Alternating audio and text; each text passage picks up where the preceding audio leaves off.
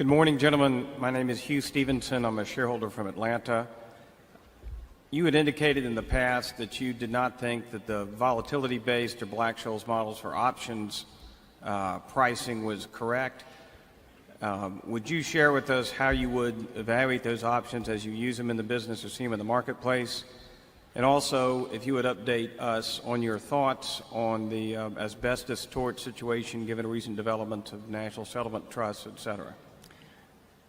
Yeah, Charlie and I have thought about options all our life. I mean, my guess is Charlie was thinking about that in grade school. And, you know, and I mean, you have to understand, you don't have to understand Black-Scholes at all, but you have to understand the utility and in a general sense the value of options, and you have to understand the cost of issuing options, which is a very unpopular subject in certain quarters.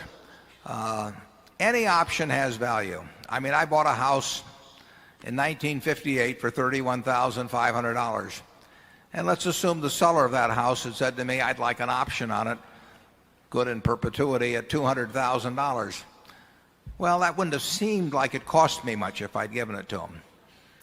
But an option has value. Any option has value. And that's why some people who are,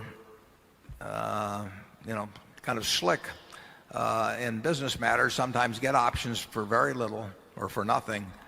I'm not talking about stock options. I'm just talking about an option to purchase anything.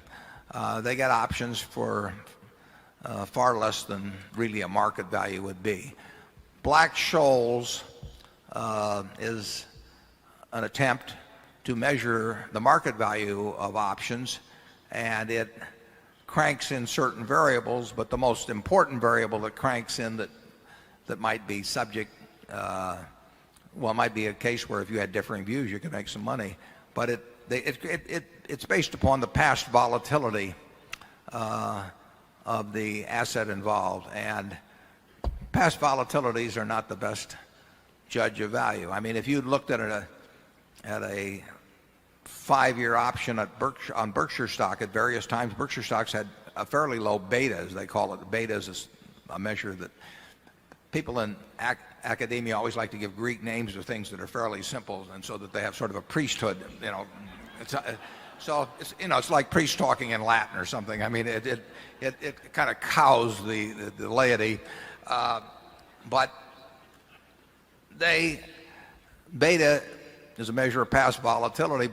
Berkshire's had a low volatility, but that didn't mean that the option value of it to anybody that really understood the business was lower than a stock with a higher beta. And I think what Charlie said is that last year is that for longer term options in particular, Black-Scholes can give some silly results. I mean, it misprices things, but it's a mechanical system.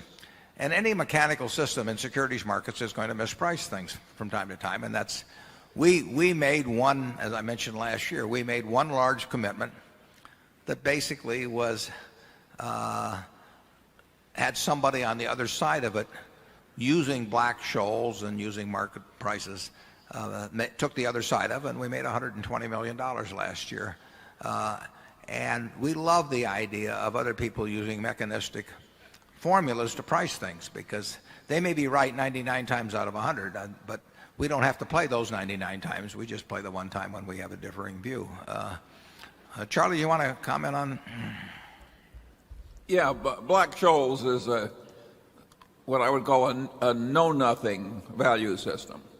If you don't know anything at all about value compared with price, in other words, if price is teaching you all that can be known, then Black-Scholes on a very short-term basis is a pretty good guess, you know, for what a 90-day option may be worth in some stock or another. The minute you get into longer-term options where you don't have the know-nothing factor so extreme, it's crazy to use Black-Scholes. People use it just because they want some kind of a mechanical system. But at Costco, for instance, within a fairly short period, we issued stock options at 30, and we also issued stock options at 60. And Black-Scholes valued the options we issued at 60 as a strike price, way higher than the options we issued at 30. Well, this is insane. Well, we like a certain amount of insanity. Yeah, well, it's good for Warren, who picked up this extra $120 million. But so he's fonder of this kind of insanity than I am. No, we will pay you real money if you will deliver to our offices at Kiewit Plaza somebody who wants to use the Black-Scholes model and is willing to price 100 options for 3 years, using the Black-Scholes model and letting us pick and choose among those, because as Charlie says, it's a know-nothing affair, and we are know-nothing guys in respect to an awful lot of things. But every now and then we find something where we think we know something, and anybody that's using a mechanistic formula is going to get in trouble in that situation. But options have value. I mean, we issued options in a sense last year when we sold the 400 million of bonds, and we know what we're giving up when we